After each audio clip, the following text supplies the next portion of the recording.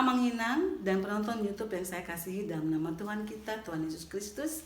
Perkenankan saya, Nyonya Sintua Temba Sirait, Buruh Pakpahan dari Week 10 Taman Sentosa, berbagi sedikit firman Tuhan yang diambil dari Pengkhotbah 10 ayat 23 sampai 24. Saya akan bacakan. Marilah kita teguh berpegang pada pengakuan tentang pengharapan kita, sebab Ia yang menjanjikannya setia. Dan marilah kita saling memperhatikan supaya kita saling mendorong dalam kasih dan dalam pekerjaan baik. Dari 2 ayat di dalam kitab Ibrani pasal 10 ini, saya hanya akan berbagi satu kata kunci. Satu kata kunci, yaitu pengharapan. Kata pengharapan ini, kalau dilihat dari sudut pandang orang awam seperti saya, yang saya berusaha untuk mencari artinya, salah satunya dari sumber yang dapat dipercaya, yaitu KBBI atau Kamus Besar Bahasa Indonesia. Kata pengharapan berasal dari kata harap, yang artinya mohon, minta, ingin supaya sesuatu terjadi. Dan kata sesuatu ini bisa berarti keinginan atau kebutuhan. Jadi, mudahnya pengharapan adalah keinginan supaya menjadi kenyataan. Saya ulangi sekali lagi. Pengharapan adalah keinginan supaya menjadi kenyataan. Nah, bagaimana dari sudut pandang teologi ya? Saya kembali berusaha untuk mencari dan saya mendapatkan dari 1 Petrus 1 ayat 13. Letakkanlah pengharapanmu seluruhnya atas kasih karunia yang dianugerahkan kepadamu pada waktu penyataan Yesus Kristus. Itu yang saya dapatkan dari 1 Petrus 1 ayat 13. Jadi pengharapan Kristen adalah pada saat Tuhan sudah berjanji bahwa sesuatu akan terjadi, kita meletakkan kepercayaan kita di dalam janji tersebut. Saya jadi teringat akan satu cerita yang saya baca pada satu artikel. Ini kisah tentang seorang pria baya yang kehilangan pekerjaannya, lalu ia mencoba mencari pekerjaan baru untuk menghidupi keluarganya, untuk kebutuhan sehari-hari. Lalu ia mendapatkan sebuah lowongan untuk menjadi seorang pesuruh di kantor. Pria ini sebelum ia pergi melamar, ia mengumpulkan keluarganya, istri dan kedua anaknya untuk berdoa bersama. Lalu pria ini pergi mengikuti sesi wawancara. Dan pada akhir sesi wawancara, si pewawancara menanyakan satu hal kepada pria ini. Bapak, apakah Bapak punya alamat email? Lalu pria ini mengatakan, alamat email saya tidak punya. Bagaimana saya punya alamat email? Komputer saya saja saya tidak ada, dan handphone saya juga model lama.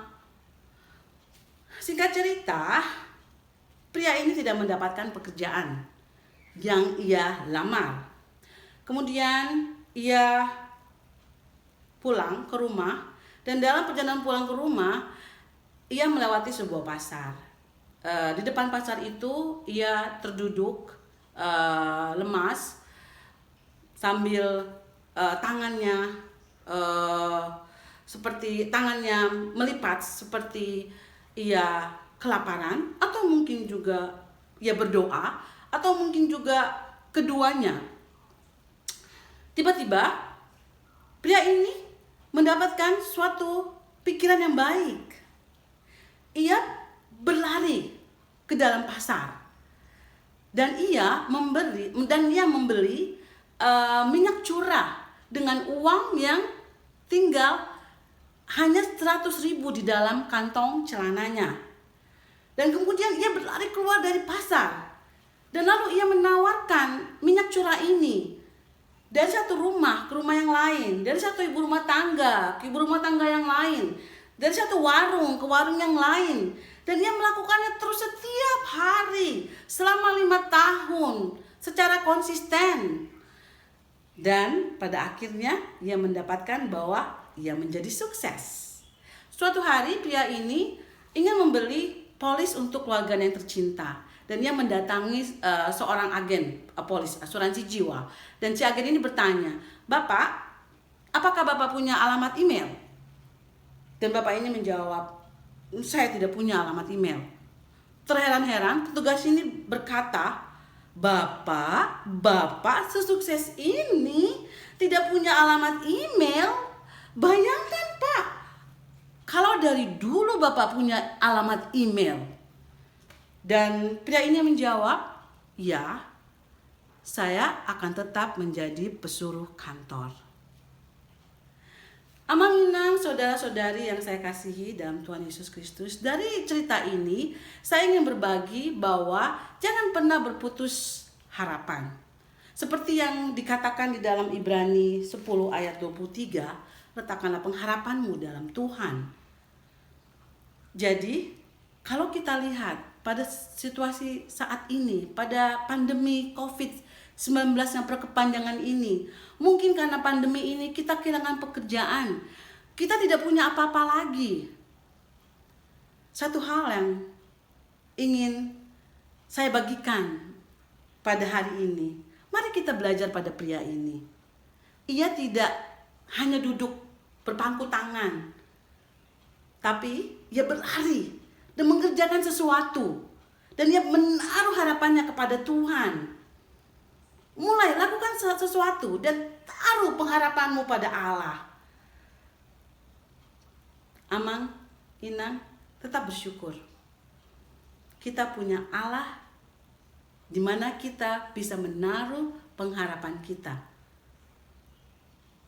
Terima kasih. Amin.